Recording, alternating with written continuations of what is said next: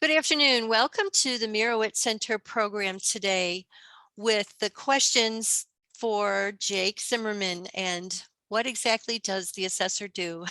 And I would also like to acknowledge the Crown Center and the partnership we have today with Nikki Goldstein and the Crown Center for this program. In 2011, after voters approved changes to the county charter, Jake Zimmerman became the first elected St. Louis County Assessor in decades. Jake was born and raised in St. Louis County, served in the Missouri House Representatives, and is a proud graduate of public schools here in the county. Please welcome Jake Zimmerman. Well, thank you, Judy.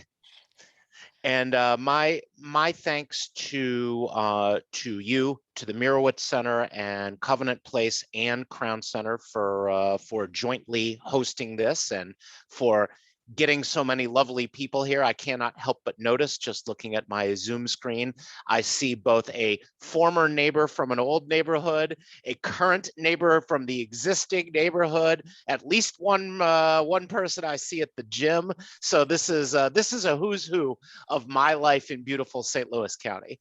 And I'm really flattered and honored to be here. As Judy said, I'm the first elected county assessor in roughly 60 years that St. Louis County has had. And when I was elected to this position for the first time, it was after the voters voted to change the charter. The people of St. Louis County voted well over 70% of them to start electing their assessor for the first time in decades, to have an accountable assessor. I share that number with you because it's significant. The reason it's significant is that I assure you, I have never received anywhere close to 70% of the vote on any ballot that I have been on for St. Louis County office, right? And I never will. I will make you a guarantee that unless the day comes that I am, by some accident of history, unopposed for re-election, I will never get 70% of the vote, right? So think that through. There's a significant percentage of St. Louis Countyans, perhaps even one or two of you on this very Zoom today, who voted for the idea of an accountable elected assessor, but never voted for and never will vote for this one. And that is great. That is how democracy is supposed to work. And those numbers stay with me because they remind me that I work for everybody, right? I work for everybody, including the people who don't care for my politics, the people who didn't support me when I was in the state legislature, the people who may disagree with me about Israel or a woman's right to choose or whatever the other political issues of the day are, right? I do a public service job. We're here to talk about it. But the point is worth emphasizing. The point's worth emphasizing for two reasons. Number one, if you've paid any attention to St. Louis County politics over the last couple of years, you know it's a mess, right? And you know that it is full of a lot of people screaming at each other. And if you don't get enough screaming in your life, just come to any county council meeting and you'll see plenty of screaming. I happen to believe that it is my responsibility in the midst of this craziness to just do the public service job that you sent me here to do. And if operating a little piece of rationality in the midst of the storm of chaos maybe helps put us on a better track, then I'm proud to play some small role in that. You know, call me wacky. I'm the, for better or for worse, I'm the only Jewish person in elected office in St. Louis County government. And that's my own small way of trying to live my values. But I'm harping on this point today a little more than I normally would in a presentation about what the assessor does. And I'm doing that because of what day today is, because today is January 6th. You know, I'm not just a county assessor. I'm not just a guy who tells you what your stuff is worth. I am also an elected official. And anybody who holds any elected position, big or small, in this country today needs to be doing a whole lot of reflection on what democracy is, why this form of government matters, and what our responsibilities are. And God knows that the scope of the remembrance that's happening in Washington, D.C. today is beyond what I or what we are doing here today. But it does affect my own thinking about public service, and it specifically affects my own thinking about the screaming.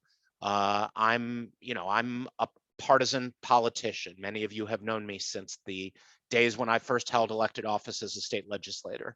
You know, I'm not shy about what I think. You know, I'm not shy about my political values. But if I mean what I say, then I need to be committed to the idea that we could all do with a little less of the screaming right now. And in service of that, let's have a real wonky conversation about the magic of property reassessment and what it means right here in St. Louis County.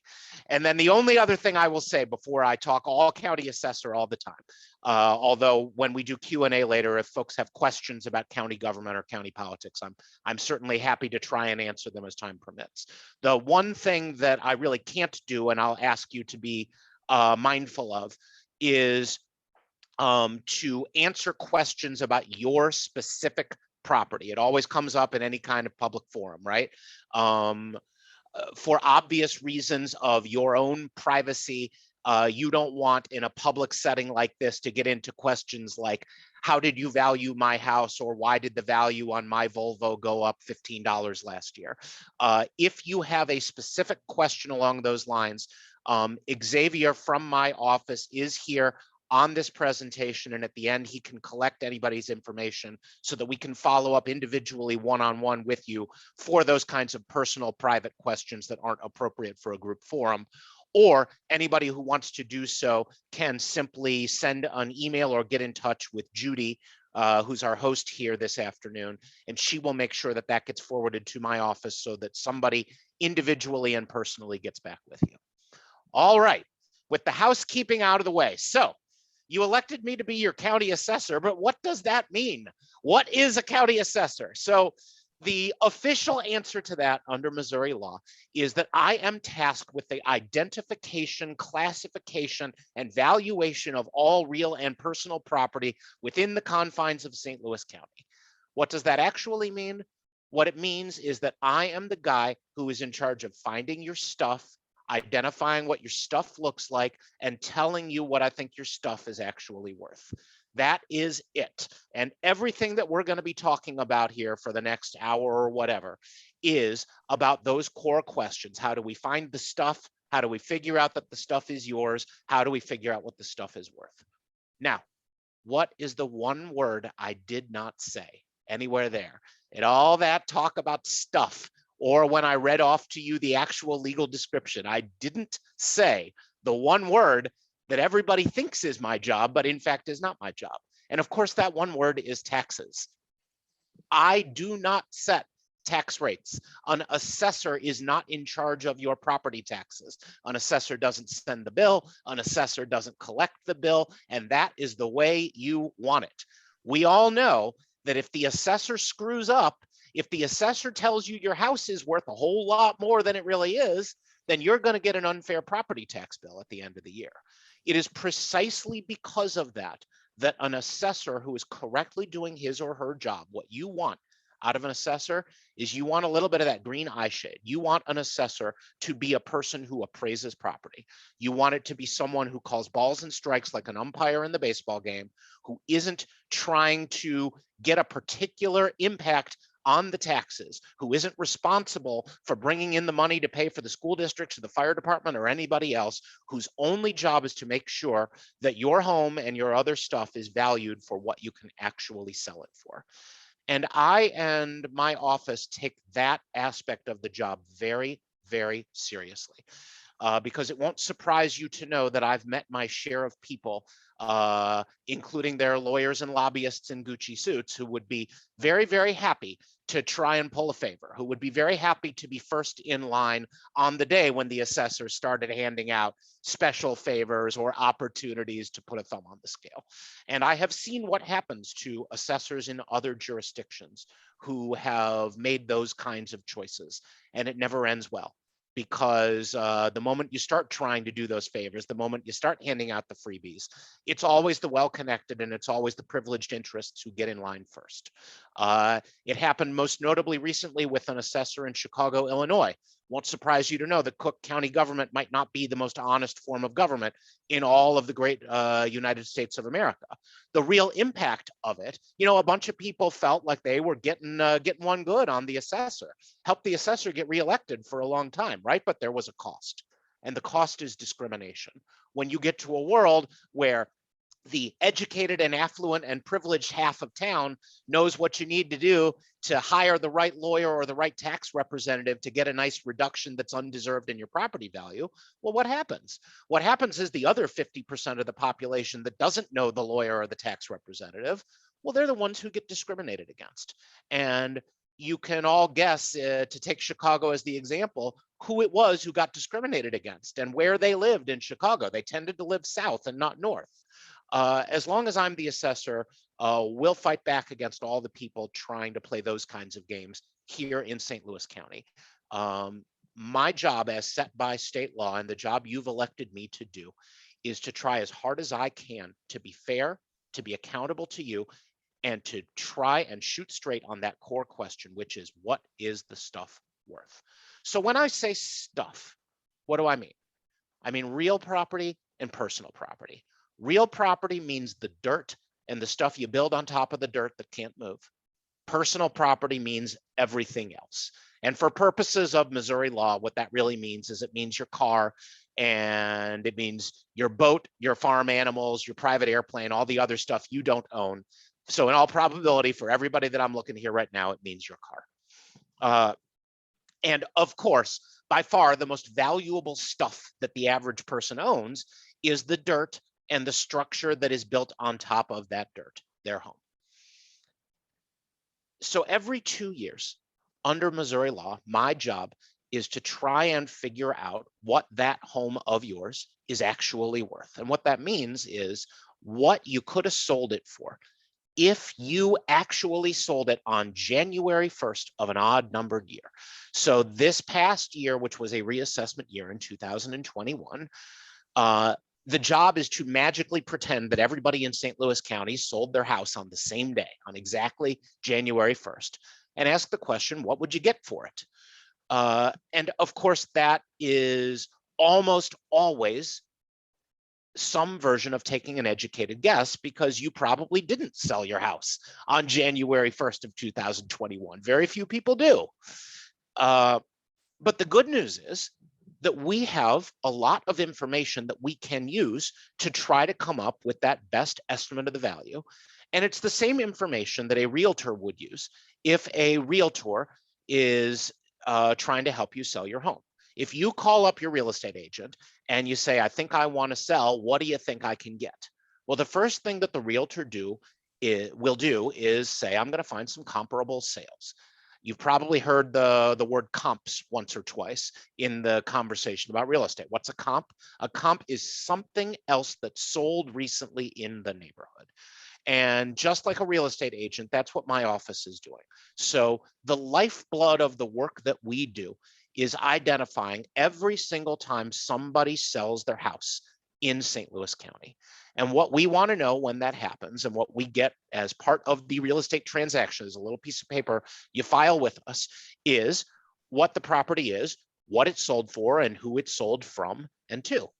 That last part's really important, because that's how you know if something is a true open market sale. Not every sale of a property is actually something that we should be using when we're trying to figure out what your stuff is worth. If Uncle Fred sold the house to his niece Jennifer for $100 because he loves Jennifer so much, and the truth is it's part of her inheritance, right? That $100 sale is not useful to me in figuring out what houses in the neighborhood are selling for. If, on the other hand, Uncle Fred hired a real estate agent and sold it to somebody he didn't know, and the person he didn't know bought it for $238,000, that's a very, very good piece of evidence that a home like Fred's is really worth $238,000. We assume that Fred made a rational choice if Fred was operating with a disinterested agent, and if Fred was selling to somebody that wasn't related to him. So once we can identify what the sales are, then the next most important thing is to know what the properties actually are. And if you own a home in St. Louis County, the odds are very good that at some point over the course of the year, you have seen one or two of my employees in your neighborhood doing things like getting out of the car, knocking on the door, leaving a little card that says, "We came by to look at your house today," walking around the outside of the property with one of those assessor's tape measures. The reason you see them doing that is because St. Louis County maintains a surprisingly thorough and surprisingly accurate record of every piece of property in town. If you are bored one day and you go on our website and you take a look at the information we have about your house, what you will see is you'll see a sketch, you'll see a line drawing showing each room, showing the levels of the property, the characteristics, the year it was built, the last time it was remodeled, how many bedrooms, how many bathrooms, how many square feet, does it have a finished basement, et cetera, et cetera. It's really a lot of information to maintain, and it takes a staff of literally dozens of appraisers who spend most of the 2-year cycle out in the field individually looking at properties. If you get a permit from the city to put on a new deck or to replace the air conditioning unit or anything all the way up to complete demolition, it's not just the public works folks who show up to make sure that you're putting in that air conditioner legally. Someone from my office is going to show up too, because we know you are changing the characteristics of your house. And it's real important for the county's maps, for what we call the county's parcel fabric, and for accurate valuation of properties, that we know what's really going on. And so it's a good piece of homework for everybody who is a homeowner. And I imagine there are many of you here today who live at Covenant Place or Crown Center and are yourselves no longer homeowners, but you know somebody in your family who is, right? So whether it's you or whether it's your cousin or your sister, I highly recommend every couple of years, just take 5 minutes, go on our website, or if you can't figure out how to do it, give our office a call and we'll help you do it. And just take a look at the information we have on your property and make sure we're right. We're doing this for literally 400,000 pieces of property throughout St. Louis County, and we don't visit every single one of them every single year. We will get to you once every 6 years, whether you need it or not, and we will get to you sooner if you put on that deck. But it's inevitable. You know, we are the government, right? The government is not famous for getting everything right all the time.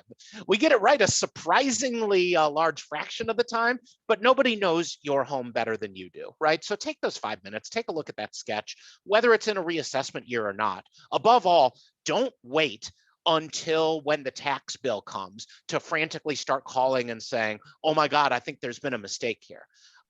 For reasons that I'll explain in a moment, that's when it gets really hard for us to fix stuff.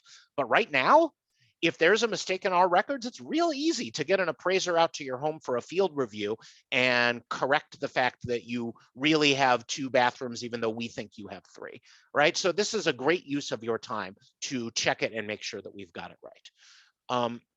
Because all of that information that we have goes to the core question. The core question is what you could have sold it for on January 1st. So I don't know what your house sold for, because maybe your house hasn't been for sale in 20 years. Maybe you have no plans to sell your house, but somebody in the neighborhood has sold recently. Somebody has sold a property within the past year. In fact, multiple somebodies have sold a property, but some of them are closer to you and some of them are farther from you. Some of them are right down the street and some of them aren't. Some of them have a house that has 2,000 square feet where yours is only 1,500 square feet. And this is why it's so important that my records and my information about your property are correct, because it's not that hard to adjust as long as we have the right information. If I know that the neighbor's house is worth 2,000 square feet and yours is worth 1,500 square feet, but they were built in the same year and they're in the same school district and they're 4 houses down from each other and they're in similar condition and they both have updated kitchens, well, then it's not that hard to adjust and say if their house went for 200,000, maybe that means yours would only go for 168,000 because yours has less square feet. But the moment I'm wrong about the last time someone updated the kitchen or how many square feet you have or anything else like that, that's the moment where I'm going to be wrong on that final estimate. And that's why the most critical information we have is that baseline parcel fabric, is knowing the actual stuff that you own. So what we do is, based on gathering this information about your home, which is what we're doing constantly every 2 years, every 2 years, we're tasked by Missouri law with doing that new estimate of the value. And as part of that, we do a whole bunch of those field visits that I told you about. We do a whole lot of fairly sophisticated analysis based on those comparable sales, and occasionally other methods of value. I'm not going to waste your time getting into it here. Mostly it's relevant to commercial property. But for example, if we're talking about a big commercial apartment building, we would instead look at what the average rent is per unit and the vacancy level to try and determine the income that the owner could expect from it. And if you happen to be not one of the folks on this call, but you happen instead to be August Bush. You know, August Bush lives in a fabulous mansion in Huntley, and August Bush's mansion happens to have a helicopter pad on the top of it. And I don't know if you've ever tried to find a comparable sale for a home with a helicopter pad on top. But if you look around your neighborhood, you won't find many of them, right? And even in Huntley, there's not that many of them. So in the case of weird properties like that, we might use a third approach to value called the cost approach, which basically says, let's pretend that it was all destroyed in a fire or a flood tomorrow. What would it cost to rebuild it? What would it cost to buy the dirt? What would it cost to rebuild it, depreciate it based on its actual age? And now we have a guess at what it's worth. But for most properties in this county, including almost certainly the home of every homeowner that I'm talking to right now, those comparable sales are the likeliest method that we will use to value property. Once we do that, we send that letter out in the mail. That's the next thing I always say to everybody is, don't ignore the letter that comes in the mail. The letter that comes in the mail is the one that tells you what we think your home is worth. It says in big bold letters on it, this is not a bill, right? Because I'm not the tax man. I am not the guy who sends you your tax bill. So in my experience, too many people throw that letter away instead of taking a quick look at it and making sure that what we said the house really is actually the house you own and is actually consistent with the value you think you could get for it. For those who do take a look at that, and for those who do reach out to us and say you got it wrong, sometimes it's easy to fix. If, as in my example before, you know, we think you have 3 bathrooms when you really have 2, that's very straightforward to fix. What is much more complicated, what falls in the gray area, and what's the other biggest part of the job that I do as your elected representative, is to manage a fair process for when you just straight up have a disagreement with St. Louis County, or you have evidence to present and you want somebody to hear that and give you a neutral opinion. And it's real important that the person who hears that and gives you a neutral opinion doesn't work for me, for all the obvious reasons you can imagine, right? So St. Louis County has something called a Board of Equalization. The Board of Equalization is appointed by the county executive, not me. So Sam Page chooses the 3 members of each Board of Equalization. They are appointees serving at his pleasure. They don't work for me. I can't fire them if I don't like them, etc. And every year, but mostly every 2 years, because mostly the only time anyone wants to talk to the Board of Equalization is when those new values come out. People who don't agree with us, people who have a disagreement that's not along the lines of, hey, Zimmerman, you got it wrong on the number of bedrooms, but instead, hey, Zimmerman, you think my house could sell for $200,000, but really there's no way I can get more than 160 for it. And I'll tell you why. It's because I have a leaky roof. It's because the guy whose house sold down the street has a really nice updated kitchen. But if you look at the pictures of my kitchen, you'll see that it hasn't been redone since the 1960s. All this kind of stuff is the stuff that a property appraiser or a real estate agent would routinely look at. And it's all stuff that the county is never going to know based on exterior inspection of your home, based on the normal stuff that we do. So that's precisely what the property appeals process is for. So for folks who have those kinds of issues where they need to bring in some evidence to sort of show St. Louis County, hey, take a look, here's the real story. The way it would work, before the coronavirus anyway, is you would show up in person, meet with one of my appraisers, take a look and see if you can resolve it informally, right? Show them the pictures of the kitchen, show them the estimate from the contractor about the leaky roof, or show them the comparable sales to say, hey, Zimmerman, you got it wrong. You compared my house against the really nice one up the street, and you should have compared my house against the normal one that was 2 blocks away, right? And maybe half the time the appraiser just looks at that and says, oh yeah, you're right. Right, let's sign a piece of paper right now. I agree with your value and we're done. But it won't surprise you to know that sometimes my folks don't agree. There are always people, whether for good reasons or not so good reasons, who want to persuade the county assessor that the value of the home is lower than we think it is, just like there are always people who want to persuade the bank appraiser that the value of the home is higher, right? And so that's why you need someone neutral, and that's where the Board of Equalization comes in. So every year, thousands of people will come and talk to either a neutral hearing officer or the members of the board themselves. And it's not a super formal process. It's not like hiring a lawyer and going to court. You take 10 minutes, you share your information. If my office disagrees, they'll take a few minutes to explain what we think the characteristics of the property are, and the Board of Equalization will make its decision. And that's the other thing that I really want everyone to know, is that that is not a stressful process. You do not need to call up your daughter-in-law, the lawyer, or your son-in-law, the real estate agent. It is the kind of thing where people can and do just show up. And in these post-coronavirus times, you don't even have to show up anymore, because the vast majority of the hearings have been conducted virtually in a forum just like this, or on the phone for people who aren't comfortable doing it on a computer screen. You do it from the comfort of your living room. You take 10 minutes to share the pictures or whatever the information may be, and you get a neutral third party to hear your side of the story.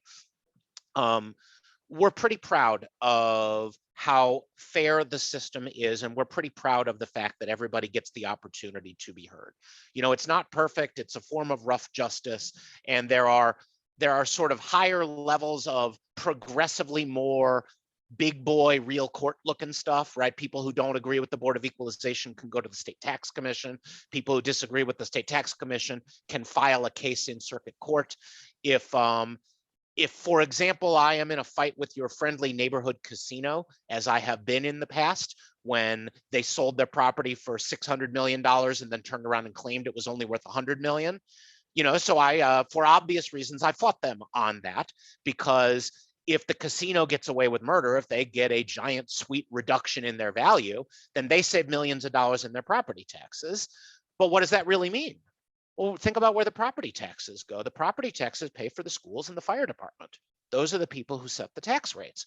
So what do?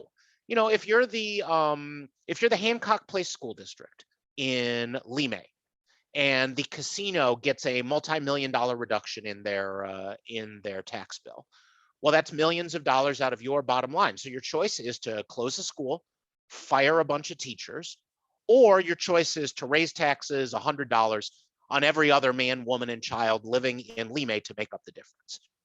You guess for yourself what they'll probably do. And in some sense, it's not my job to know or care what they're going to do, but it is my job to fight for fairness. And that's why I have to fight with the casino when the casino tries to get away with murder, because I can't have that kind of discrimination and injustice in the assessment system on my watch. So when that happens, it doesn't stop at the Board of Equalization, and it doesn't stop at the State Tax Commission. And we wind up hiring lawyers, and we wind up going all the way to circuit court and beyond. And yes, we did wind up winning that case, and we've won a whole lot of cases over the years, or reached favorable settlements with people trying to game the system like that. It's not just casinos. But this is the side of my job that a lot of people don't see, right? From the average individual perspective, what you see is the Board of Equalization. If you come into St. Louis County to talk about why you think your home is worth $20,000 less than we think it is, you don't see the litigation with the big property tax representatives trying to file so many cases that they hope we'll give up and settle everything at a 10% discount to just go away.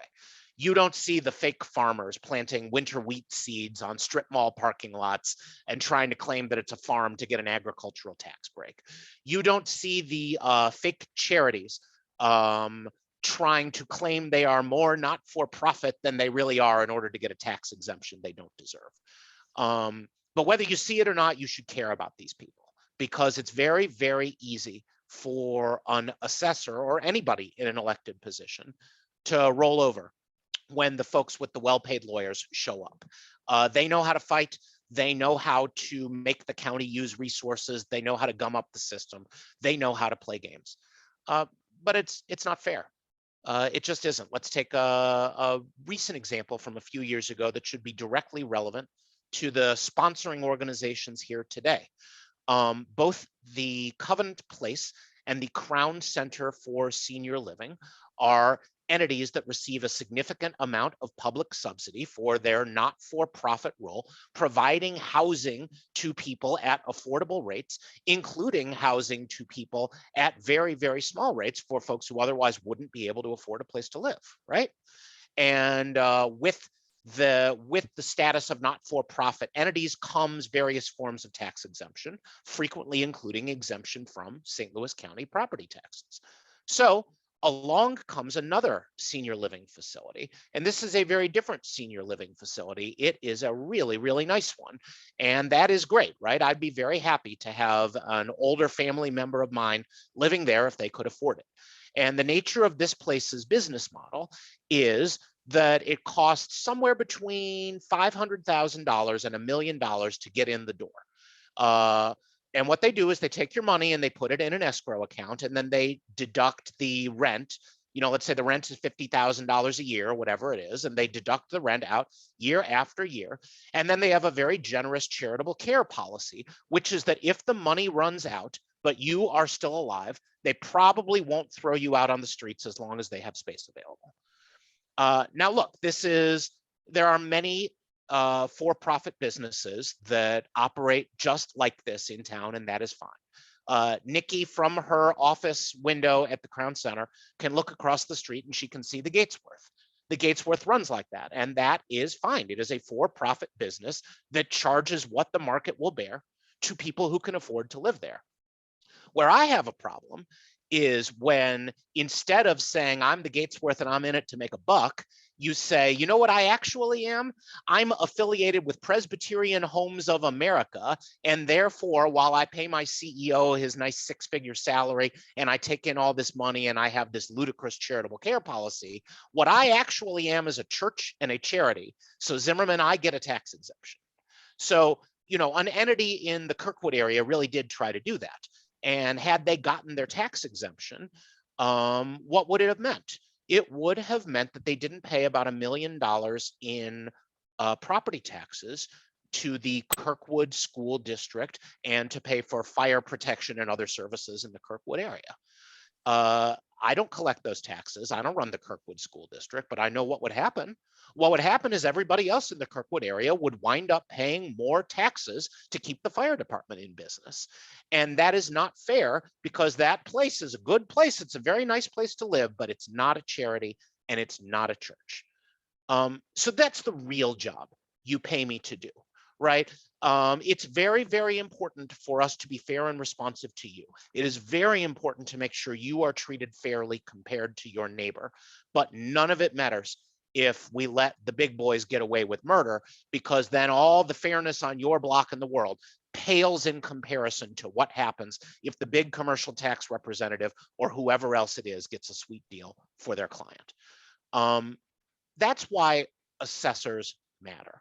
That's why it matters whether you have someone who is committed to fair and accountable appraisal versus somebody who's just playing get along to go along.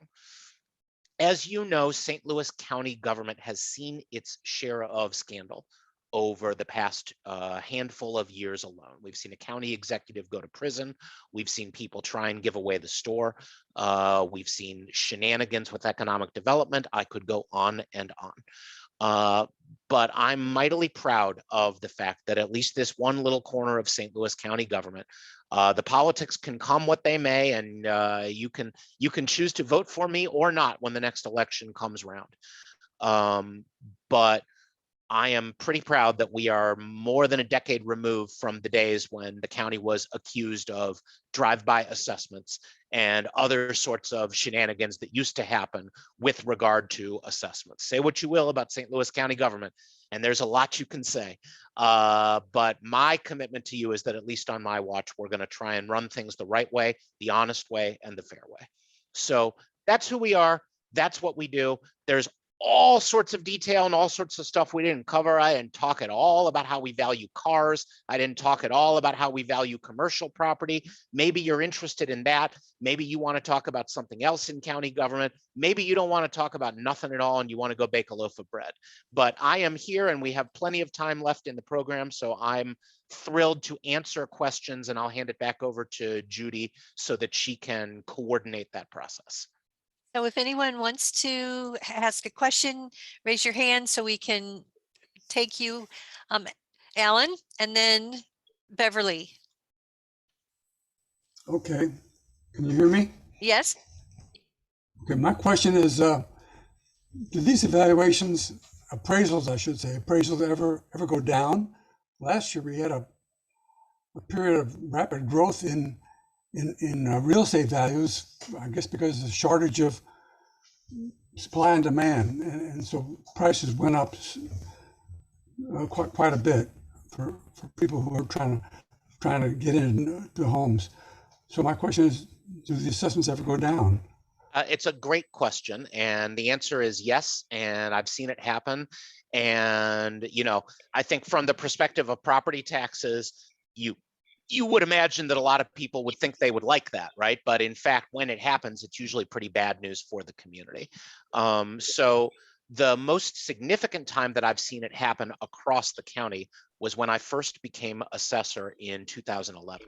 In 2011, we were coming off of the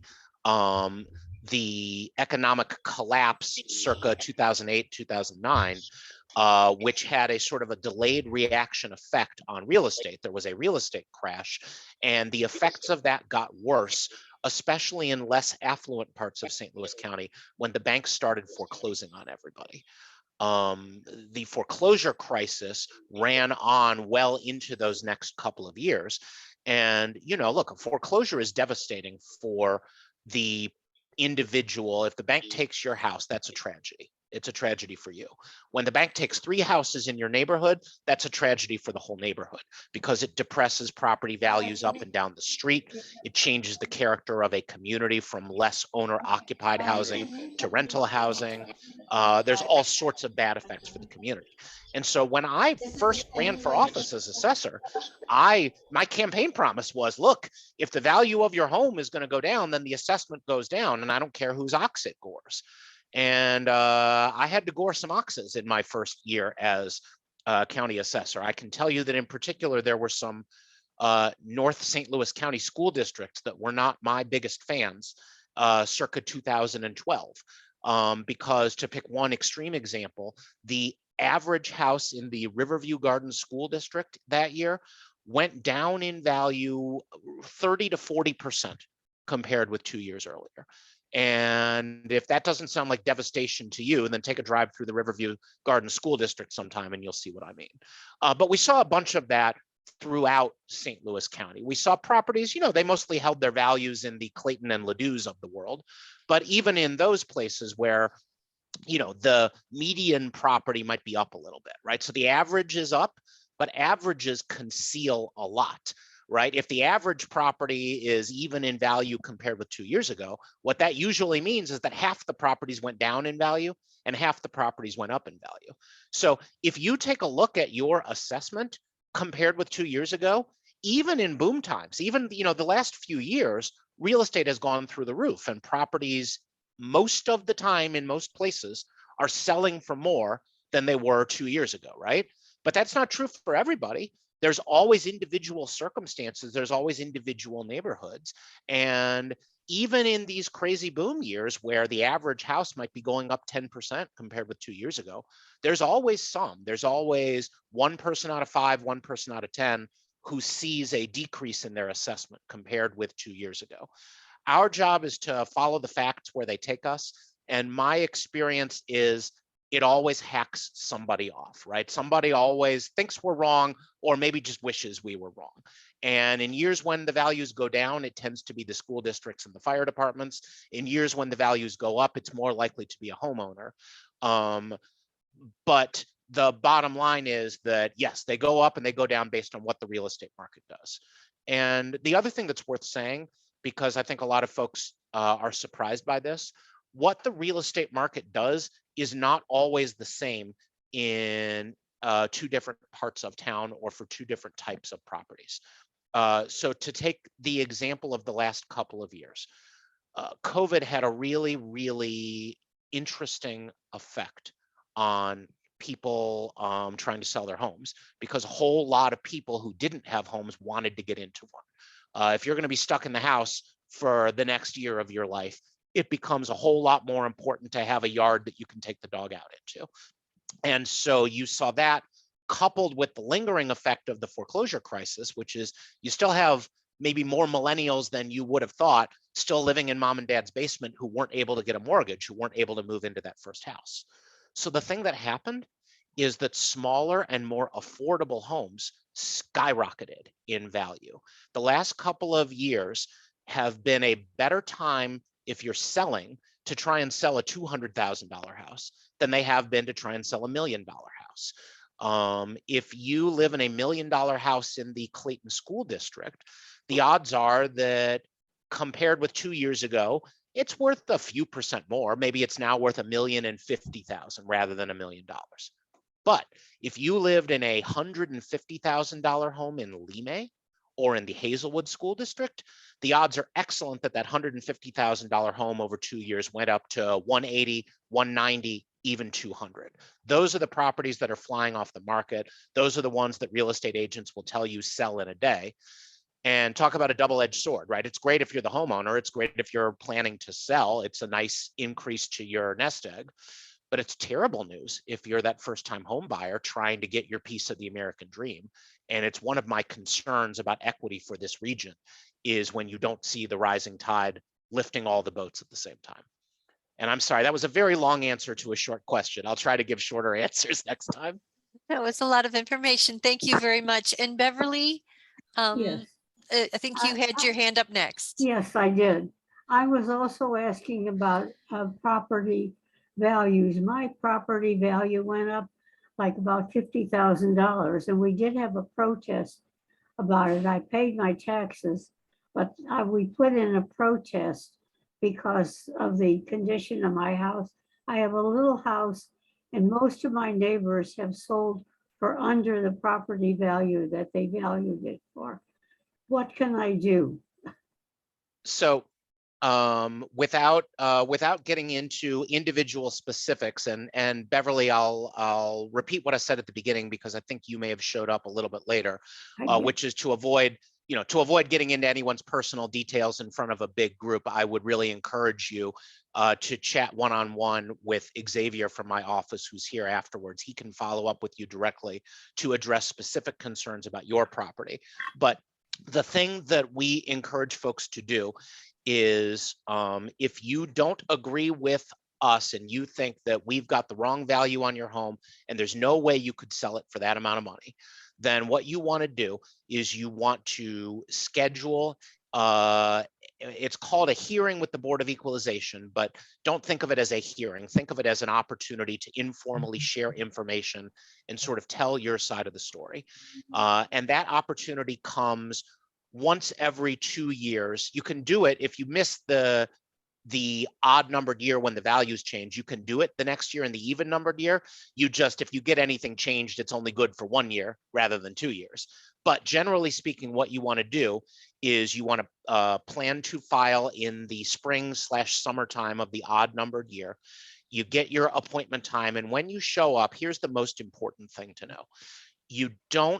If you come and you say, this is terrible, the value of my property went up $50,000, I can't afford to pay that, I'm a senior citizen on a fixed income, the appraiser can feel terrible for you, right? They can give you a hug, but you haven't given them any appraisal information that they can hang their hat on to make an adjustment.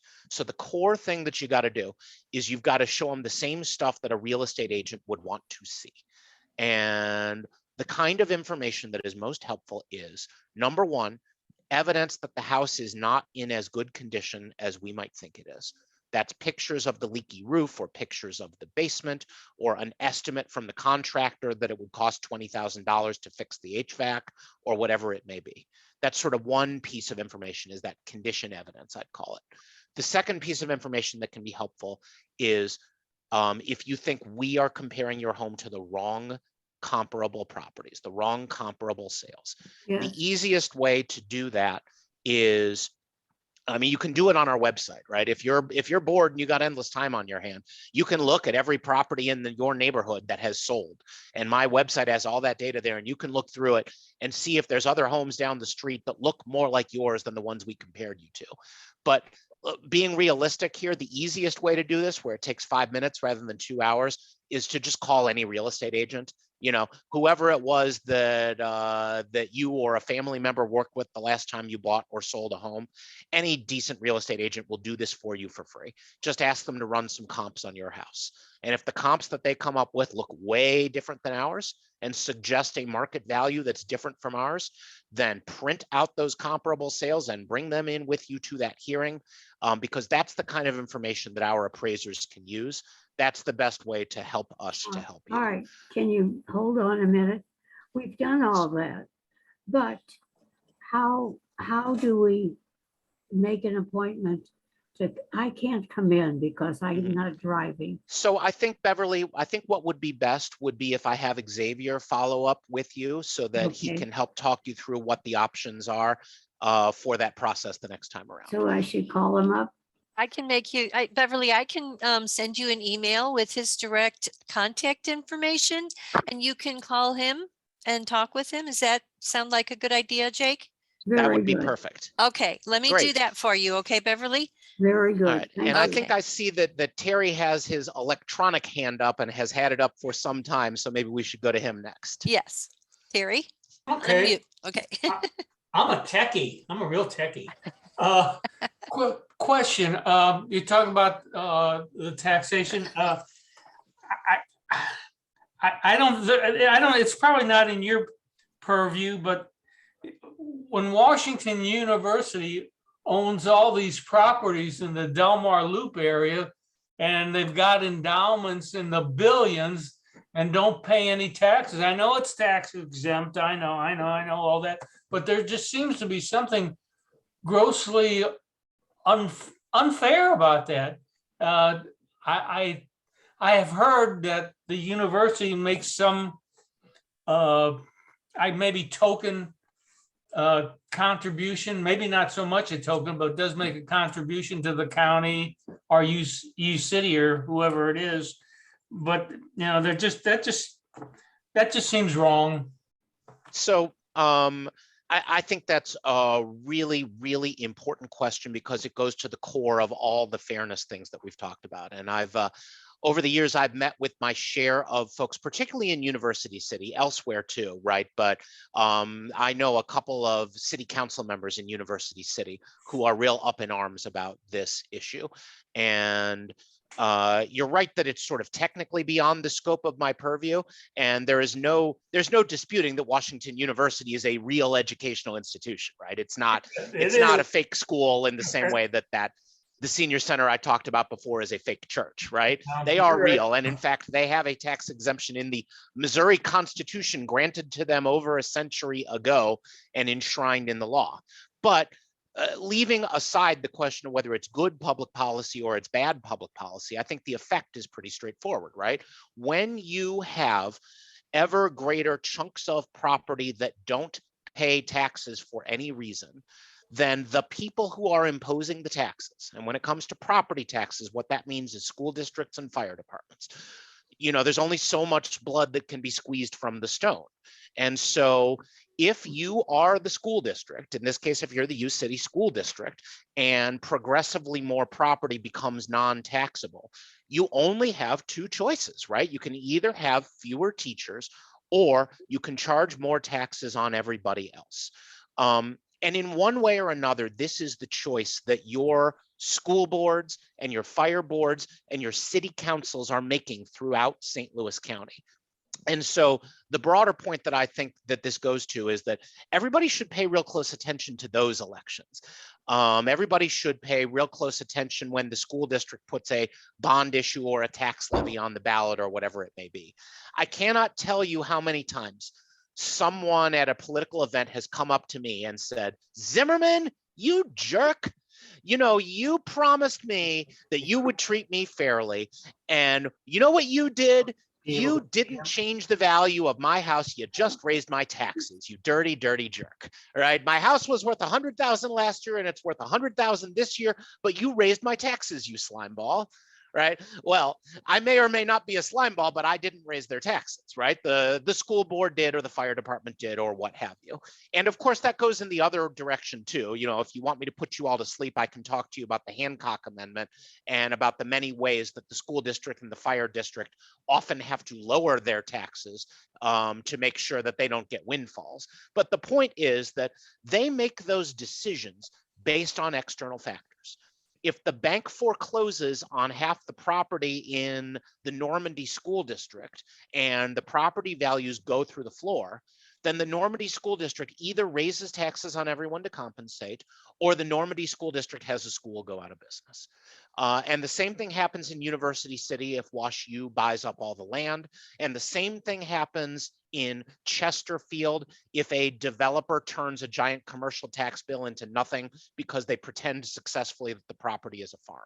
Right? They're all different stories, but they're not. They're all really the same story. And ultimately, the public policy solution to all of this stuff comes from regional leaders setting some priorities. It comes from the folks in charge of our economic development policy being thoughtful about when they hand out those tax abatements, being careful that you aren't just willy-nilly giving away corporate welfare rather than actually attracting new employment, because every time you hand out a tax abatement, what you're really doing is increasing the tax burden on everybody else. The same is true with exemptions like the one Wash U has. The same is true with all those other things. And so, you know, sometimes I raise my voice and scream about this stuff because I think it's important to do so. But like you said, I have to be mindful of my role. My role is to call the balls and strikes and to tell the people what the stuff is worth and to fight back against the fake charities and the other scammers trying to seek an exemption that they don't deserve. Judy, who's next? I think, let's see, do we have another question? I'm not You know, seeing one at the moment. Go I ahead. see Michelle put a question in the chat box here. And while I appreciate the kind words and the compliment, we should skip to the meat of the question. And the meat of the question is about the difficulties getting other elected officials in St. Louis County to support and maintain a mask mandate. And is there any hope of ending this vicious cycle? I do have thoughts on that subject. My personal opinion is that sensible public health measures, the sooner we take them and the sooner we get them out of the realm of people screaming at one another, the sooner we can all get back to something resembling normal life and saving lives.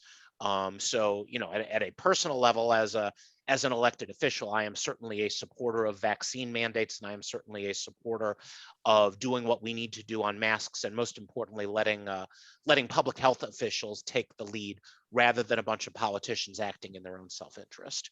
My broader concern about the state of our conversation in St. Louis County politics right now is it's gotten too personal. There are people on both political teams, both Democrats and Republicans, who sometimes seem not to be voting based on the health interests of their constituents, but based on whether they love or hate the county executive. And maybe I speak with a little bit of credibility on this subject because, as I'm sure many of you know, I ran for county executive. I mean, I ran against Sam Page, for heaven's sake. Everyone's entitled to have their opinion about him, but have your political opinion when it comes time for the election. The rest of the time, have a public policy opinion. Don't base your voting decision based on who you're grumpy with or who you think said something mean about you at the last county council meeting. Let's find a way to all work together and do the right thing for public health. Now, that's just Jake's personal perspective, But, you know, I am a regional elected official and I do have something to say on this subject. And my own hope is that maybe in some small role, I can play a part in the healing here. I have some close personal relationships with people on both sides of these political divides. The Democrats in St. Louis County alone have not always been united with one another on this subject, to say nothing of Democrats versus Republicans. But in most cases, I think all of them are trying to do the right thing, at least on a good day, and all of them just need to appeal to the better angels of their nature and to understand why all of us are in public service positions. And I am hopeful that I've been able to play and will continue to be able to play a small role in making that happen. And there's, to my personal public policy opinion, I think there's been some encouraging development in that the county council did in fact vote based on national guidance on a real mask mandate just the other night. And so I'm hopeful that that means that some of the silly political sniping may be behind us. Well, thank you, Jake. Nancy Price has her hand up. Nancy? Yeah, since you brought up the situation that happened in Kirkwood with the senior center, saying that, you know, even though they're really a luxury residential facility, and there's nothing wrong with that, but you know, there may be when you're doing tax exempt or nonprofit. I don't understand how that happened, because they were here for a couple of years before this. At least I heard about it before it went to court or whatever. How did they, when the project was approved? So the way it happened was they built the facility, and to be clear, the facility really was built by a not-for-profit, right? Presbyterian Homes of America, or whatever it's called, really is a not-for-profit entity, and it does not pay federal income taxes, which is fine because the money that is coming in is going back into building the nice buildings and the luxury hair salon and the rest of it. And under federal law, that's appropriate, right? There are lots of things that can be a not-for-profit organization, but Missouri law says that to get a tax exemption on the dirt and to get a tax exemption on the thing built on top of the dirt, it must be operated exclusively for a charitable, religious, or educational purpose to benefit an indefinite number of people continuing for an indefinite period of time. And that's a much stricter standard than what it takes to just register something as a federal not-for-profit. So these guys, they built the building, they built the nice senior living center, and we came out and sent somebody to look at it and concluded what we thought the building was worth, however many millions of dollars, and then St. Louis County sent them a tax bill. And then when that happened, they filed a petition seeking tax exemption. They said, no, no, no, we're a church, we're a charity, look at us, we're run by Presbyterian Homes of America, we shouldn't have to pay this tax bill at all. And I screamed bloody murder, and I fought them in both the public eye and in the litigation process. And ultimately, they saw the error of their ways, and rather than lose the litigation, they settled with my office and with St. Louis County and agreed with me that the vast majority of the facilities should be taxable. And so that, you know, those kinds of things, like all litigation, have a way of taking a couple of years, which is the reason for the sort of time delay that you saw. But it's not like they got away with it for a couple of years until somebody caught them, right? They've paid their taxes every year that they've been in existence, and I'm happy to say that I expect that will continue. So, because I was looking at it thinking, now, did they apply for, you know, permits and whatever through the city that they were going to build this, and the city approved it? And did somebody like forget to look and see? Or that's, so your thing makes more sense, because I'm like, yeah. How, but I how will did, tell you how that did that I will tell you that leaving them aside for the moment, Mhm. there are too many instances in this region where the city or some other local government agency has been known to look the other way or hand out too many goodies because they just want to get something built in their particular area. I have seen cities in St. Louis County hand out tax abatements that make me want to hold my nose, where in my judgment, they gave away a lot just because they were thrilled to get concrete poured on a piece of dirty vacant lot somewhere inside their city boundaries. And again, all I can do is encourage everyone as citizens in a democracy, you got to keep your eye on that stuff, and you've got to let your elected officials hear your voice because those abatements and things often get handed out quietly, and there is often not much media coverage of it. And to take a particularly extreme and egregious example, there were a whole lot of goodies handed out to build an office building at the site of the former Northwest Plaza, where St. Louis County was the entity largely responsible for handing out those goodies. And of course, we know what happened. It was because the developers of that property were giving hundreds of thousands of dollars to Steve Stanger for his campaign committee, right? Yes. I mean, we know that. these shenanigans happen when the bright sunshine is not shined upon them. And then you and I and everybody else live with the consequences, which is that we pay for those mistakes. Thank you Well, I so much. appreciate that, because that's what we can try and be aware of to prevent these sort of boondoggles.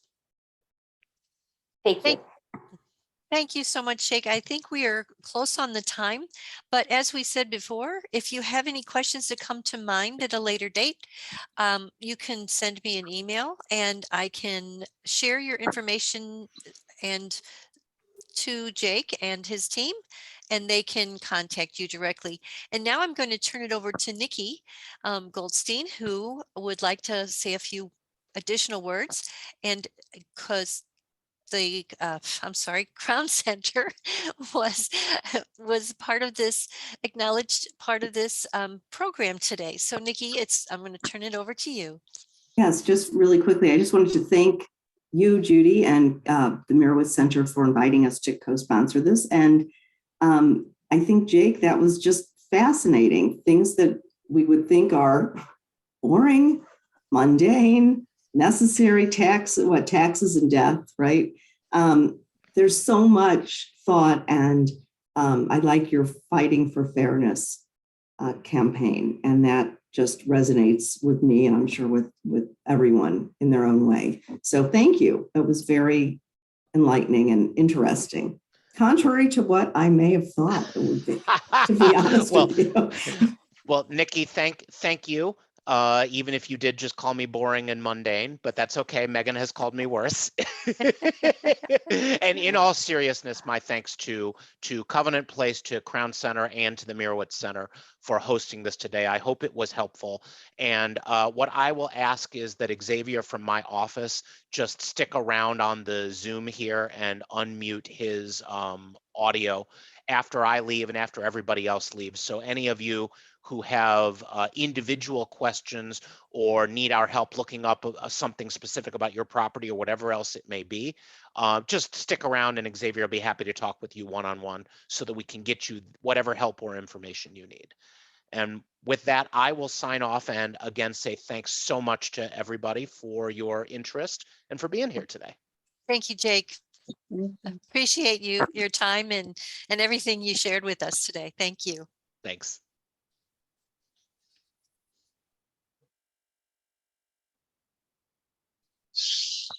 All right. So I think what might be the easiest way is for me to give my contact information to those who would like to speak with me. And then later today or tomorrow, we can have a conversation over the phone or email. So is everyone that's still here wants to talk about their property, their individual property? Ms. Stolman, did you have, can I get your phone number? Or let me give my phone number to everyone. How about that? Okay, Let's do that. how about that? Let me write it down, please. Just so Judy, I know Judy's the host, so she doesn't have to stay on all this entire time. So we can, I'll give my contact information out. And also, Beverly, I can email it. I can email it across the board to everyone that was here today in the event that something comes up that they think of later. So if you want Right, to, give me your phone number, Isaiah. Okay, it's 314 Just a minute. 615. Oh, okay. Hold on. Hold on. Okay. 314 615 615 2508. 2508. Yes, ma'am. Isaiah. Xavier. It's XAVIER. XA. V as in Xavier. Victor. Yep. XA ZIA. V as in Victor. Oh, IER. Xavier. Okay. Okay. All right. I can't get back to you today. But I'll try and call you tomorrow. How's Okay, that? that works. So it's 615-2508. I got that. Okay. All right. So goodbye, everyone. And if anyone wants to stay, that's fine. And I will send out an email with the contact information to everyone that was on today. So in case they want to contact you at a later time when something comes to mind. Thank you, Thank you. Xavier. Thank you, Judy.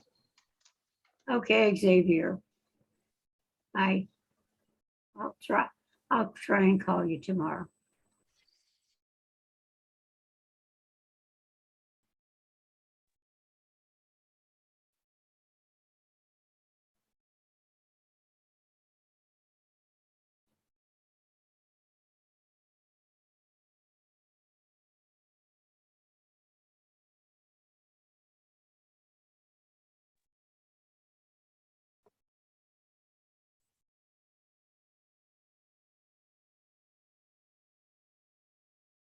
So do you at Galaxy A20, I don't know what your name is. Do you have a question?